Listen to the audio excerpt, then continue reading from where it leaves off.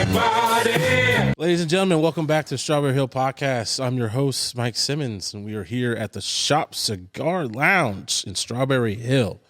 And before we get started, make sure you like, share, subscribe, hit that notification bell. Make sure you share everything and follow us on Instagram and all our platforms. And let's get started today. I got one of my favorite people. All right. In the Hill, Mr. Logan. Yep. Smith. I can say your last name, I guess. Yeah. Yes. Yeah. How you doing, It's not man? too specific. Yeah, I'm good, man. Good. Happy to be here. Yeah. Love hanging out in here. Yeah, I know, man. I love hanging out at your spot. Yeah. So Symbiotic friendship. Yes. So, like, you own Hillsiders down the street. Yep. In one of my favorite bars. Appreciate that. And so how did you get into the bar game here? We're just going to go in hot. I moved to Kansas City. It's been 11 years ago. I was married to my first wife at the time, and her family owned a music venue in town, the Riot Room, R.I.P. Oh, they own the... I didn't know this. I just knew you worked there. No, her sister's husband was one of the brothers that owned it. And I'd walked away from a job that I was at out of state, and they offered me a job working security, and she had some business prospects here, so we just packed up and came here. And So where are you from originally? Originally from Springfield, Missouri, and then moved to Austin, Texas. After that, spent some time there, and then wound up in Kansas City. And started working security there, and I did that for about a year or so. And then Candace, who does her pop-ups here as well. Yeah, the bartender now, yeah. Yeah, she kind of pulled me off the door and started me bar backing and teaching me how to bartend. And then, bartended there for some odd years, 6 years or so, and went and worked at a bunch of other bars, opened a couple bars and restaurants for some other people, and then this opportunity presented itself. So, we popped it off. So what was it like working at Riot Room back in the day? It's absolute chaos. Yeah, I was about to say. Yeah, I don't really tell any stories anymore because I sound like I'm full of shit. So it was just nonstop, 7 days a week, never ending, just chaos. It was money and fighting and music.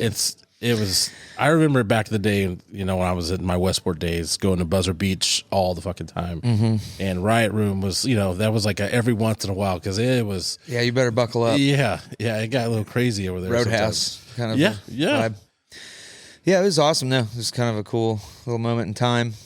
I was happy to be a part of it. I learned a whole lot about what to do and what not to do, and how to navigate alcohol and people. What did you do? So you said you're from Springfield, you moved to Austin. What were you doing before that, before you got in the Riot Room? My family owned a commercial storefront window business. So I installed commercial storefront glass and a couple other construction things. That was pretty much it. I didn't have any service industry experience before that. I got a taste of it, and I liked it a lot more than working in the sun. So Damn, you got right into it. Yeah. Jeez, I remember I went to Manhattan, K-State, and that was the first time I worked at a bar. That was a fucking mess, working on College Town bars. Yeah.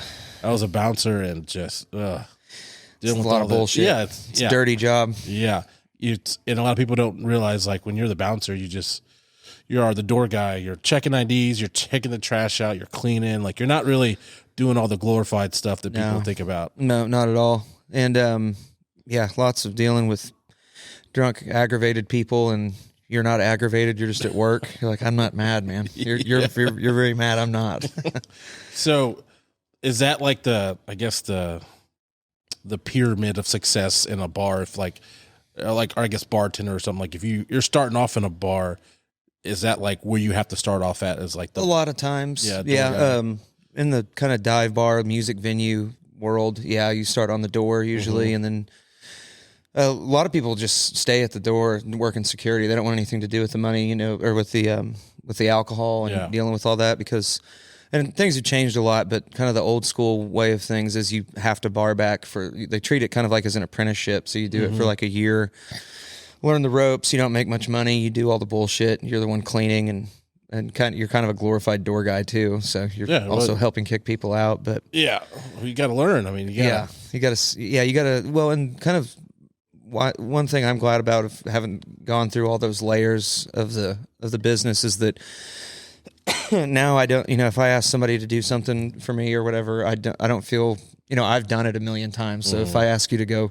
stick your hand in a toilet, it's like, man, I promise I've done it. It's not fun, but it's your turn. Yeah, that's good leadership, to be honest. Like, you're not going to ask somebody to do something you wouldn't do yourself, or you haven't done yourself. There's an old joke about the trajectory of a bartender or the life of a bartender, and it's, door guy, bar back, bartender, bar manager, bar owner, real estate agent. Real estate agent. It's like kind of the final. Oh, there you go. So that's your next venue. I don't know. We'll thing. Logan Smith, Reese Nichols. Yeah. You're going to be one of the only real estate agents where just tatted up to head to toe. Yeah, drunk. You have a beer in your hand, like, come on down. Yeah. So you worked at Right Room for how long? I was like 6 years, somewhere in there. And then, so you worked at multiple other bars, and then, like, what made you, like, say, like, all right, this is, like, I'm going to open up my own spot? Well, a friend of mine bought that property, and coincidentally, it was the same day I had just walked away from running a different bar in town. Mm-hmm. And he drove by my house and saw me in the front yard on the phone and stopped. We started talking, and he was like, I actually just bought a bar up the street. No shit. And I was like, so yeah, I really kind of didn't have anything to do for like 20 minutes before I was on another project. You're unemployed for 20 minutes. Yeah, it really worked out well, but he hired me to kind of brand it and design everything and go through with the construction of the remodel. Mm-hmm. And we got kind of towards the finish line with that. And then he was essentially like, I think I'm just going to sell it. I don't really, it's not really something I want to do, because he has another bar that he owns and he's into real estate, and he's just a busy guy. Hey, real estate, like you said. Yeah, exactly. Yeah, right. So he kind of had expressed maybe an interest in selling it off to somebody, and I was kind of like, well, I've been telling everybody about it. I don't want somebody to come in here and fuck all my ideas up. So I was like, well, you should just sell it to me. And he's like, oh, okay. And I was like, well, I don't have any money, so let me go figure that out, and I'll be back in a little bit. So yeah, it kind of just fell into place. But it's I think it's been a good decision. We're all pretty happy with how it's going. So it's crazy how shit like that works out. Yeah, totally. Like, I tell people, like, especially about this place, like, I was looking at a lot of other places down in the Hill and down West Providence with this place, and I walked in the Manor Records at the time, and I was like, drinking a beer. I was like, God, I'm just looking for a place for my lounge, and they're like, yeah, next door's open. I was like, what? Yeah. Like, yeah, just go next door and check it out. And I called the number on the sign, and like the next week I was in here, and I was like, no shit. Like, I don't.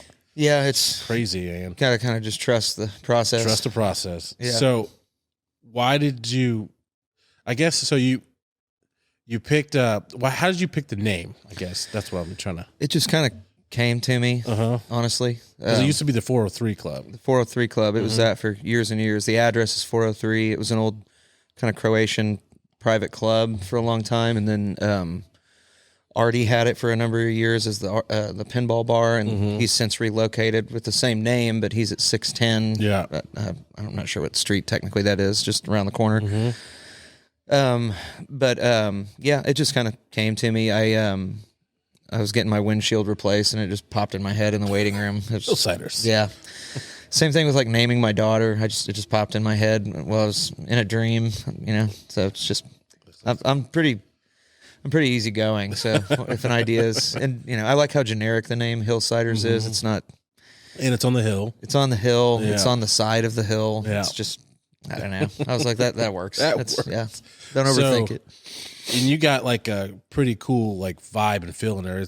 It's kind of, I don't want to say retro, but it's like you're walking nostalgic. Yeah, you're walking back in time. Like when I go in there, I love it because there's some nights where the music is like all like 80s or 90s, like hip hop or something different, and then like you got on the TV. I love what you always have on the TV. It's always like 80s or 90s commercials, and it's like very nostalgic. I'm like, I remember that shit when I was growing up, or it's some type of old school movie or wrestling or Chiefs game. Like, how did you come up with the idea of all that stuff? I don't, I personally collect just kind of like old nostalgic shit. I like old beer lights. I've always had a bunch of those. It's really just kind of my aesthetic. It's not much different than my home. I just like old shit. So, I like old, like, we used to throw parties and stuff at Riot Room where we would play like old 80s and 90s, like kind of beach footage. And it's just kind of in the same vein. I like old monster truck rally and wrestling footage, and we play like old 80s Globetrotter shit in there. And yeah. I always wonder how you find all this. it's everywhere on YouTube. You can find anything. I put together a whole playlist of just 80s and 90s footage from like Indian Springs Mall. Yeah, that's the crazy shit. It's like you walk in there and it's like Indian Springs Mall. There's something like with Mission Mall. And like, yeah. It's just basically me just scouring YouTube for weird shit. I'm working. Leave me alone. Get you on YouTube. Yeah. So now that you own a bar, you've done every position, and now you're there. Like you're the owner, manager, and everything. So what is it like now being the head honcho now? I don't like bartending anymore. Yeah.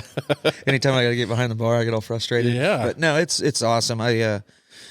It's nice to not have, I've always had business partners, so it's nice to just be alone in all those decisions because I don't have to take the time to like run it past anybody or shit with anyone. So it's great. It's nice. It's, I've had, about some of my personal stuff with relatives and stuff that have been going on. Had kind of a rough go of it this last 6 months or so. So it's been really nice to have the business to dive into and get kind of a creative, itch scratched there. Yeah. So I love it. Good. They're literally one of my favorite bars. I walked in there and it was just a homey feeling. Yeah. I want everybody to feel kind of like they're, I want people to want to bring people to it, be like, you got to see this. Like, it's, and I like that we've kind of curated sitting areas everywhere so everybody can kind of have like a little bit of privacy. It's just nooked out. Yeah. Yeah. And then the outdoor patio is, it's so simple, but it's awesome. Thanks, man. Yeah. Yeah. Fire pits or a cheat just code. Simple fire pit and some chairs, but it's just like the way you have it laid out, the way it looks like out there. Thanks, man. I'm sorry I'm talking it up, guys. You got to go visit it. Yeah, come by. Yeah, come by. Yep. We're closed on Mondays, but that might change. We've been talking about maybe opening back up for the summer. I'm still closed on Mondays. I can't do it. I need a day off. I don't know. I know. I don't know why I do it to myself, but I'm feeling the need. So what's your favorite thing about, I guess, being in Strawberry Hill? Probably the other businesses, honestly. It's a really symbiotic kind of relationship with everybody around here, and everything's so like different. It's not, there's similarities between a lot of the bars, but they're all very different. But they're all very like kind of, I don't know, kind of homey to like. Yeah, and real welcoming to like each other's clientele. We get people from Brits, for instance, that walk over. And their demographic is a lot older. They've been around a lot longer, and Bobby's got a lot of loyal customers that have been going there for God knows how long, 30-something years. So that, they get curious and come over. I love that. That's like my favorite thing. And, we always tell the staff at Hillsiders to, if they have time to say goodbye to somebody on their way out, if they're not too busy, to just try and encourage people to go check out other spots around here so that people can kind of get it locked in their head that you can spend a whole like weekend here, Friday and Saturday. There's enough going on. There's like 11 bars here now, or 11 places to go, hang out in. So I just want people to view the Hill as like an entity of its own, and then work just kind of like a facet of that. Yeah, that's one thing I love too. Is like it's like a big family, like a big community over here. Totally, it's like everybody knows everybody. All the like all the bar owners and people at work. Everybody hangs out. Everybody goes to each other's other bars. Oh yeah, this last Friday, the Simmons who own Chicago's, they were out at the park with our daughters were together running around at the park. It's like. Yeah, it's cool. I can't tell you how many numbers of times I've had to go buy receipt paper from Easy Inn or go get a can or a case of Red Bull. I go to Fat Matt's all the time to get change. Yeah, because it's always a Friday night or a Saturday night. Yep, like that I need change. Yeah, the bank's not open. So yeah, it's cool, man. There's not really any business that isn't like interacting with each other. It's nice. So other than the Hill, where do you like to spend your time at? If it's not at your bar. My cousin and some of my close friends own Lucky Boys in the West Bottoms. I spend a lot of time there. I spend a lot of time in the River Market too, just because of how close it is. I go to Harry's and Brown and Low pretty frequently. Got a lot of friends that work there. But outside of that, I try a new bar every week, or check in on one I haven't been to in a while, just to spread the love and also like keep my ear to the ground on stuff. Mm-hmm. But yeah, I would say probably the West Bottoms and the River Market. I go to Martini Corner occasionally. Yeah, there's not as many bars there anymore. There's not. That Brewer's Kitchen and Brewer's Corner. Some friends of ours are running that now, and it's really cool. They're kind of building their thing up. I used to go to the Velvet Dog out there. Yeah, totally. There's no shortage of bars in Kansas City. I also spend a lot of time in like Shawnee, and I'm all over the place. Yeah. Have you been to the campground out there? Oh yeah. That place is awesome. Oh, it rules. Yeah, you can spend a whole night just in that little area, going to Voltaire. Yeah, Lucky Boys. So Lucky Boys, is that next to Voltaire? It is. Yeah. I might be wrong. Is it the old Rockstar? No, or was it next to it? It's there's two businesses in between the old Rockstar and Voltaire. One is Grim Tattoo, which is a great tattoo shop some of our friends work at, and then Lucky Boys. So is there anything at Rockstar? I don't know. I actually walked by there last week and it was all shuttered up, but I don't know if it was called it had some strange name. There's like some like buff dude on the logo. It was like Jim Guy Burgers. I don't know what was going on there. I don't think it's open though. Yeah. Yeah.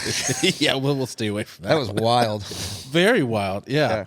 Yeah. Cause I used to go there, not all the time, but every so often. I was like, what happened? Yeah. I know. Yeah, I love telling like my mother stories like that.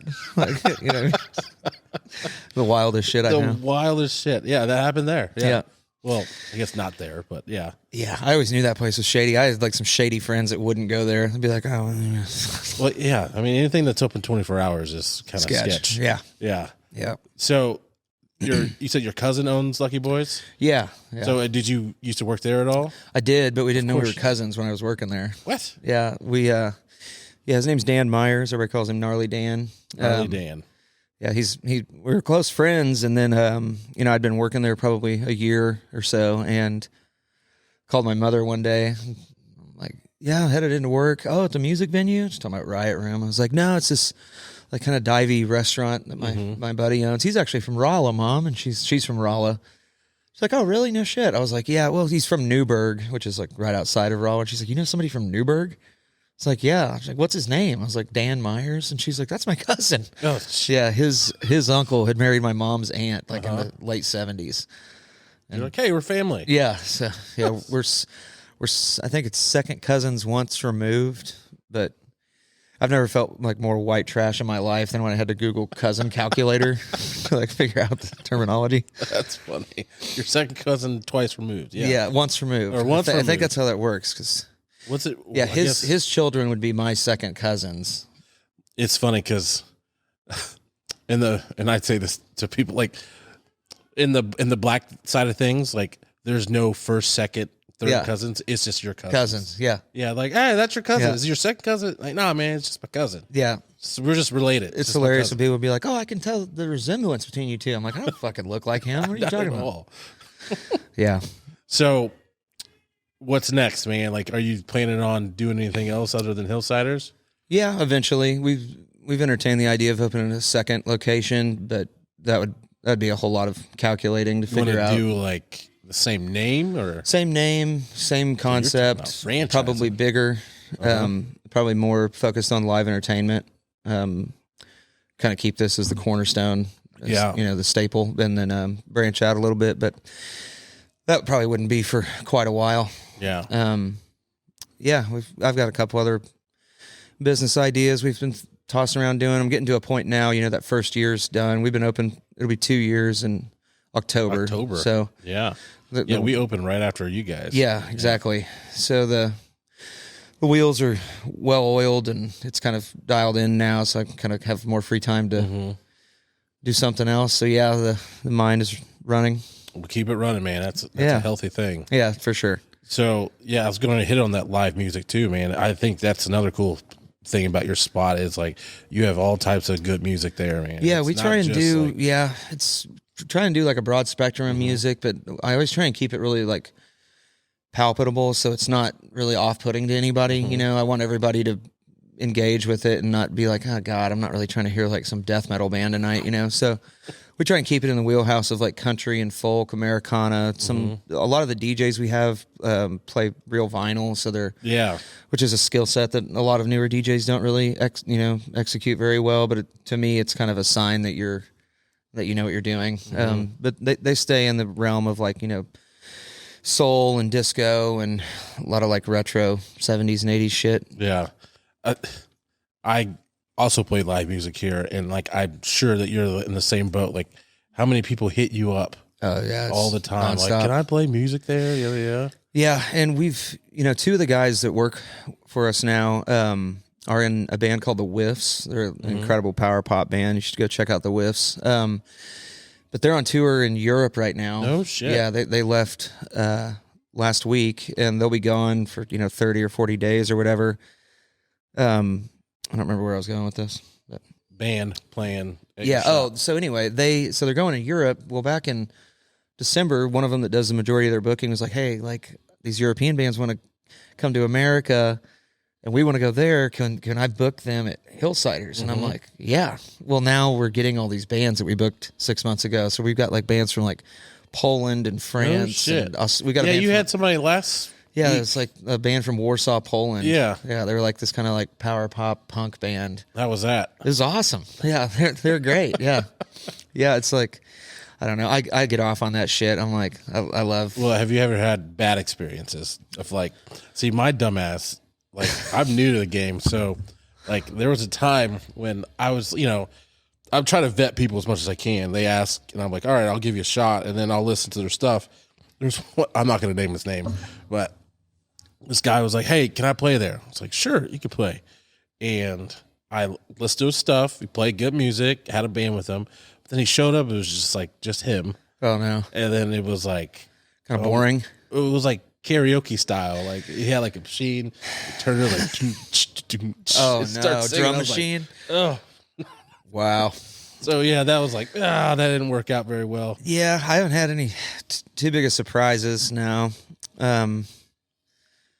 Yeah, I can't really think of anything at Hillsiders in the past for sure. I'm gonna say you probably had riot rooms. I guess you're not booking stuff back then, but yeah, I did. I bartended there, but I also did all their like graphic design and ticketing, and I did all their groundwork. So I would go to the airport and pick people up and take them to dinner and all that stuff. So I got like pretty familiar with like the entertainment, like the process of like booking and all that. So that was kind of nice. So did anybody play at Riot Room? I guess before they got big. That you like dealt with. There's a lot. Ty Dolla $ign played there. Glass Animals, which is a big band, played there. Glass Animals played there. Yeah, they played there. Yep. I love Glass Animals. I'm sure there's a ton more I'm forgetting. Waka Flocka played there. That was wild. Waka Flocka. Yeah. Yeah, I mean, there's the amount of music that happened there was wild because on like Saturdays they would have like a day party on the patio, then 2 matinee shows inside and out, then late night or then like regular hour shows, and then late night. So you're 7 different shows in one day in the same venue. Yeah, and then if those bands have 3 performers, it's 21 performances a day. And it was open 7 days a week, So, if you dial that back down to 15, whatever 15 times 7 is, it's like that's just an average week. So it was crazy, That's crazy. Yeah, it was wild, but it was they were grinding. Just closed down, didn't it? Not too long they ago. closed like right after COVID or during COVID? I can't remember. It was during maybe that fire truck took it out. Wait, what? Yeah, there's they run into it? Yeah, right there where at Broadway. Didn't know any of this. Yeah, it was bad. The story I heard was that the fireman was like a newer guy driving the fire truck, and I would imagine those things are like super heavy with all the water in them. And the Broadway veers to the left right there, and somebody pulled out in front of him or something. He hit a car, and 4 people died. There's like Jesus! Yeah. Maybe I shouldn't be laughing at that. No. I mean, it was. It was a crazy accident, but it took out the stage, the live room. Was it like? I guess it had to be. They were closed. Oh, yeah, they had just closed. I'm pretty sure. I think they had been closed like maybe 2 weeks, which I'm glad because that'd be horrible. Yeah, take out a whole crowd of people with a fire truck. But jeez, I did not know that. Yeah, not good. There was like a lady on the sidewalk that didn't make it. It's like, man. Well, I'm sorry to hear that. Yeah. Yeah. So went out with a bang for sure. So did that get you into the music game then? No, I mean, me personally, with my personal music? Yeah. No. Because a lot of people don't know about your music shit. Yeah. I'd played in bands and stuff growing up. I moved to Austin to go to audio engineering school down there. It's a school called Media Tech that Willie Nelson owned for a while. Anyway, but yeah, it's kind of switched from guitar into like production, and then started making. So you can play the guitar? Yeah, yeah. Oh shit! Yeah. Why don't you ever get up there and play it? Oh, it's kind of I don't know. I've been thinking about getting back into it, but maybe when my kid goes to school, have some more free time. Yeah. So you went to Texas, went to school down there. Went to Texas, went to school, got into like beat production, and was making a bunch of beats, and then started rapping over them just to have reference tracks. And I would listen to them, because I was learning how to learning the production side of things. So I wanted to listen to it on my phone, my earbuds, in my car, like on as many different systems as I could to hear different mixes. So I would put vocals over it to just have them as like a placeholder. And I'd be showing people, and they're like, this is like really fucking good, dude. Yeah. And so I got encouraged to kind of like take that a little more serious. And then that just kind of took off. I did that pretty hard nonstop for 5 years or so. Damn. Yeah. So got to do a lot of touring with that. Yeah.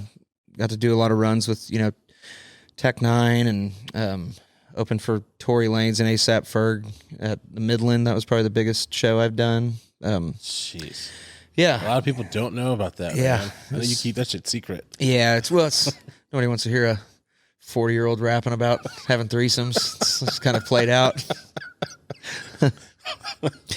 Yeah. I mean, I feel like it's like kind of a thing that's come and gone. And it's funny because like, I think you told me about it before, like when I first kind of met you.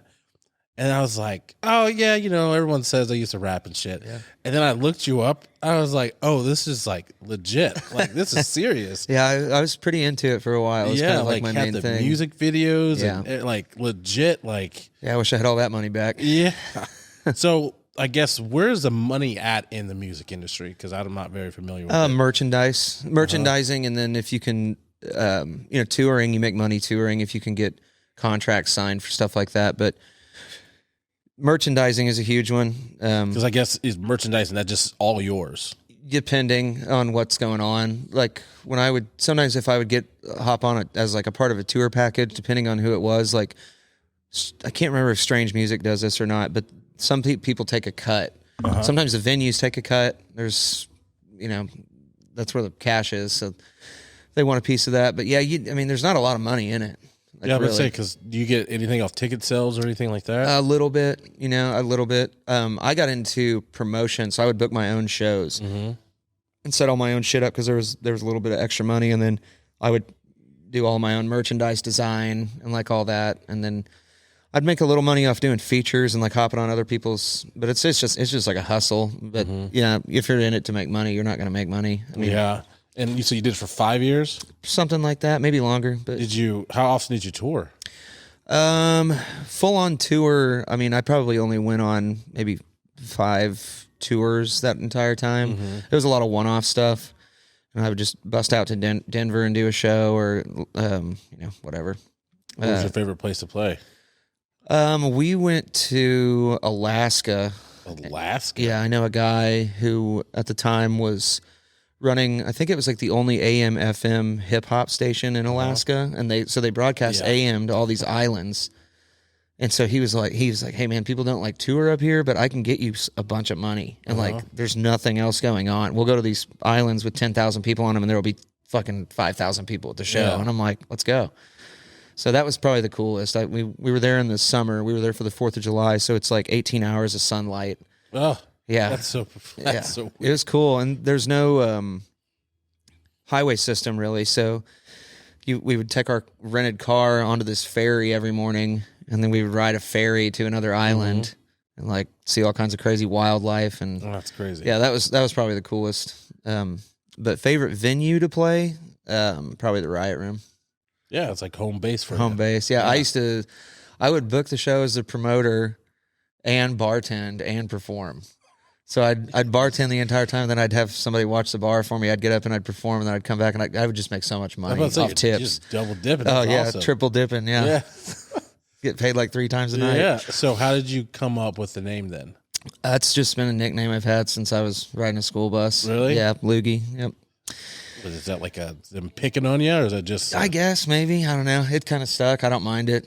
It's whatever. Yeah, I tried not because I always introduce you as Logan. Yeah, the older I've gotten, I introduce myself as that. But I tell people, I'll be like, but everybody calls me Loogie. You don't have to call me that. But if you hear anybody talking shit, let me know. Yeah, I'm the guy. Because when some people are like, oh, that's Loogie, it's like it's Logan. Yeah, like he doesn't go by that anymore. Yeah, the name's retired. But it was my nickname before that, so it's like it fits. If you guys haven't checked this shit out, you gotta check it out. Like I legit, like it is some good shit. Thanks, like, man. And then you had a full band too with you. Yeah, I think at the biggest point it was like a 7-piece band that we had. We just another element, to the live performance, because a lot of people show up and just play their song. Their vocals are all over it, on top of what they're doing live, and it's just kind of, I don't know. There's no like. So how did you I guess get to the book the shows with like those bigger names? Like, a lot of help from my at the time brother-in-law who owned the Riot Room. He threw out a lot of bones for me and helped me out. But yeah, just kind of, I don't know, just being around, meeting people, dealing with a lot of the artists on the back end, with picking them up at the airport and taking them to dinner and stuff. You just meet people. Yeah. And being in a venue every day helps too. You meet all the promoters and people want to book their friends, so when you befriend the people that are making that shit happen, you get put on it. So, all right. So when you get back at it, not like rapping, but I know you did like a secret show not too long ago. Yeah, I might maybe. I was thinking about maybe just doing like one a year, just locally, just to. So yeah, maybe in the fall or something. I'll do another venue. one. I know a place. Yeah. Shit, you don't want my crowd in here. Well, we can shut it down. They'll be smoking cigars, but they'll be filled with shit. Well, maybe Missouri then. Yeah, there we go. Yep. But yeah, I don't know. I've been thinking a lot more about doing the guitar thing, getting back into that, because that's, I did that. I'm better at that than I am at the other shit. Yeah, it's funny when I go home, people are like, "That's fucking crazy. You're rapping. That's wild," because they know me as a guitar player. So yeah, I didn't even know that. I thought it was just like the old rap game shit. No, I didn't know you went to school for music. That's crazy. Yeah, I realized pretty quick I didn't want to run a recording studio. I can't listen to other people's music that much. It's like, this is awful. Yeah, and you got to like earn your chops in that world too. You got to like deal with making commercials and shit for years, and it's like, So why did you get out of the music game? Well, my kid was born probably 4 months before COVID. So it was kind of a double whammy with COVID, and having a kid, and just kind of lost interest a little bit. I'm older, it's just, I don't know. That's like a young man's kind of thing as far as I'm concerned. It's a little corny watching some older guy get up there and do it. I mean, maybe not. Maybe I'm wrong, but for me, it's just not. Do you ever watch it anymore, all your stuff? All my stuff? Yeah. I'll get drunk and show people, but yeah, that's about the only time. And then I wake up and I'm like, oh my God. Oh, I can't believe I did that. Yeah. Nobody wanted to hear that. No, I think like legit, like I'll show people all your stuff all the time. I'm like, because I'm like, do you know he used to rap? They're like, here it is, look at him. They're like, what the fuck? Yeah, like, yeah, that's him. Yeah, it was. I had a lot of fun. You look like you are a youngin. Too. Oh yeah, I was. Yeah. Didn't have a business and a kid, and you're like less tattoos, a less little bit. Tattoos, yeah, thinner. Yeah, running up and down the stairs at Riot Room. Yeah. So. Yeah, and then so you talked about your daughter being born. So how's it like being a dad, man? It's best. It's awesome. It's my favorite thing. Yeah, I can tell. I know every time like you have her around or you talk about her, like you brighten up, man. Oh yeah. I think that's with most parents, but like I love her being in the bar during the daytime. We've kind of made a routine now on Saturdays since we open at noon. She'll go down there, and Candace will let her go back there and wash dishes. But she just mixes all the stuff together. She made $30 last Saturday. Oh, good. Yeah. So she's already starting, huh? Yeah, she's already starting. But I grew up in a family where everybody worked, so I and also I'm hoping that by the time she's 21, no one's gonna be able to tell her shit because she's seen it all. Yeah. It's not gonna be able to. You're not gonna pull a fast one on her. So you think she's gonna follow suit and? I'd like to own the bar that long. That'd be awesome. But yeah, she'll do something. I come from a long line of like self-made people. It's just we can't sit still. So got to find something to do. Yeah. And yeah, she's real smart, man. She's awesome. I see a lot of myself in her. A lot of the same kind of humor, and yeah, it's awesome. So what's your favorite part about being a dad? Oh man, that's a deep one. I don't know. I know a lot of people that follow you on Facebook. You see a lot of love. Yeah, my favorite part about being a dad in general would probably be that it's made me understand my parents more. Mm-hmm. That was a huge issue for me in younger years. It's kind of, I feel a little wiser. My favorite part about being her dad is, I don't know. Shit, that's a hard question to answer. I don't know. I guess we cook a lot of food together. Mm-hmm. I like to cook, so and my family didn't really cook a lot growing up, so I taught myself everything I know. So I love cooking with her. We do it multiple times a day. And then like the food you got food down there too. The Hillsiders. Yeah, occasionally we'll have like a food pop up, or we've got like a small food license, so we'll do little shit, hot dogs, and I remember one time you made me. It was like the pickled egg, jalapeno on a cracker with like hot sauce, and I think that was we just got 60 more pickled eggs. So come and down it's and like have some. Legit. It's like the. I think of course you would have pickled eggs. Yeah, it's legit bar food. Yeah, but then it's like you laugh about it, but it's like it's good. Oh yeah, yeah. A lot of people are like, "Oh, pickled eggs." Like, no, actually, yeah, they're really good. Yeah, it's what's funny is like I like to like give them to like groups of like young girls that come in like kind of as like a joke. I'll be like, "Hey, you guys want some like stinky pickled eggs?" I'll be like, "What?" And I'll just go make them a couple. Be like, "Try it." Yeah. Oh, can we have some more of those eggs? Yeah. So. You like cooking, so you need to like open up your restaurant or something. No, I don't like it like that. I like to cook at a very slow pace. Mm-hmm. I like to eat something while I'm cooking. I opened a restaurant one time, and I just don't have. You have to have like a diehard passion for it that I don't have. What restaurant was this? It was attached to Panther's Place when I was running that. It was called the Outpost Social Club. My buddy was doing pizzas and skewers and stuff, and it's just not. Yeah, it's a different feel. Yeah, it's one of the reasons I own a bar in Kansas and not Missouri, because I don't want to do the food thing. It's a headache. It's expensive. There's a lot of overhead. There's a lot of competition. There's and then a lot of pressure to really kill it. And it's just not. If I could partner with somebody who would do all that, that would be one way it would happen, but not by my lonesome. Yeah, not happening. I don't blame you. I know, like, people always ask me, like, oh, you should open up a bar. Like, I don't know anything about a bar. Yeah. Well, the thing about a bar is the inventory doesn't go bad. Yeah. You can sell all the beer quick. The liquor's good forever. Yeah. It's like that food shit, you better be busy. Mm-hmm. Throwing shit away and keep, having to do inventory every single day on stuff. And Speaking of that stuff, I guess, what's been the hardest part about owning a bar?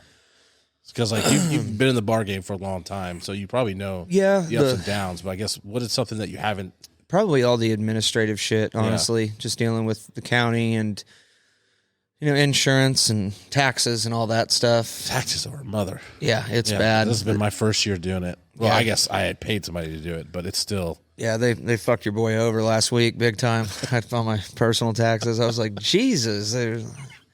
I think they finally found me. It felt like there he is. There he looking for that guy.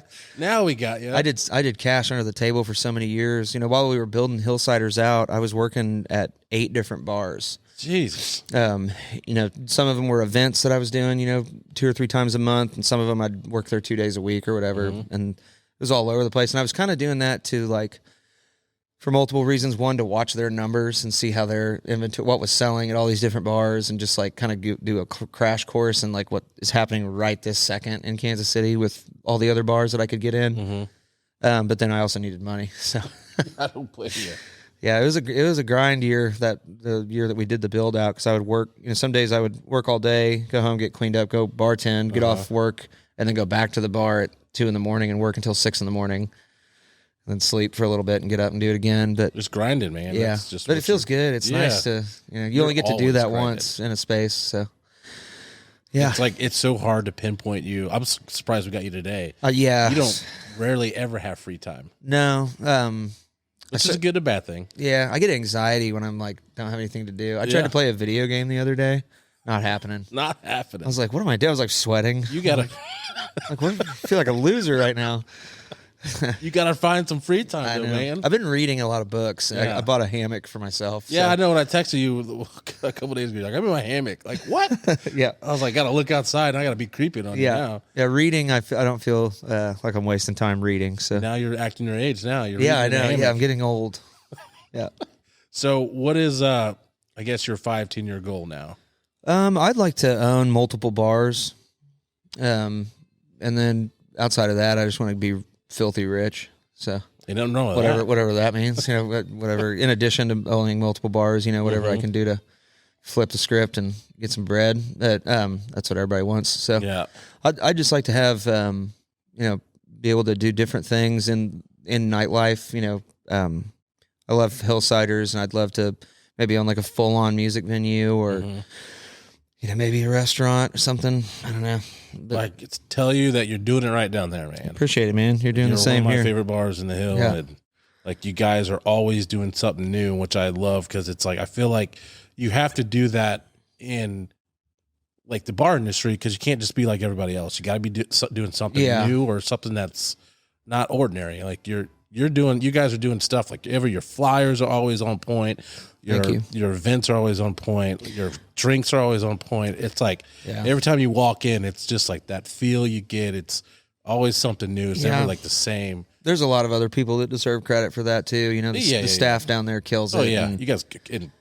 I know you got few staff, but Caleb and Candace, those are two I know personally. Yeah, they kill it. Yeah, they kill it, and they got my best interest at heart. And I've known everybody that works there for 10 years or so. Mm-hmm. Candace taught me how to bartend. Yeah, Candace is awesome. Right, Dalton, she does mixology classes here. Yeah. Dalton, I don't know if you've met Dalton. I don't think I have. He's is it the barback guy? No, he's it's about as tattooed as I am. He's got a big beard. He's the sous chef over at Brown and Low. Yeah, we've been friends since we were 12 years old. Yeah, I've met him before. Yeah, he's a Springfield cat. Yeah, so awesome. It's nice surrounding myself with essentially the family. So it's it's cool. They have their own ideas about events they want to do and stuff, and I just green light about everything, and so it's a big collaboration, a big group effort. Yeah. So it takes that. You can't just do it all by yourself. You're right about that.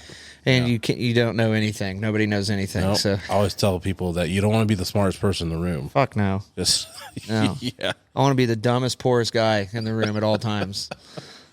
But you also want to get that money. I want to get that money. Well, Logan, it's been a fucking pleasure having you. Yeah, dude. dude. It's been good. Yeah, this is great. I know. This hour's flown by. He's over here telling me I got to get off. Yeah, this goes faster than therapy. Yeah. We gotta get back on. I need to put you on with all the boys. I feel like he'd be a good addition. Since now George is not around, we gotta just substitute Logan in. For what is this? So we have a podcast where it's we just talk shit. Hell, fuck me and a guy named Marcus and John, and I feel like you fit right in. Oh yeah, You'd be the only white guy, but that's okay. You fit right. Yeah. Yeah, maybe I will start rapping. Well, it's been a pleasure, my friend. Man. Like I said, everybody go check out Hillsiders if you haven't. Come on by. We're closed Mondays. Closed Mondays, but open every day. Yep, we open at 5 Tuesday through Friday. Saturdays and Sundays we open at noon. We're open till 1:30, 2 in the morning. Depends on how hard you're partying. Yeah, and they got some great music, one of the best old fashions. Hell yeah. Best bartenders. And then one of the best owners. Yep. And the drunkest owner. Yeah. Well, check it out. Ladies and gentlemen, thank you guys for tuning in. Like I said before, like, share, subscribe, hit that notification bell. Make sure you follow us on all platforms. This is Strawberry Hill Podcast, and we're out. Goodbye, everybody.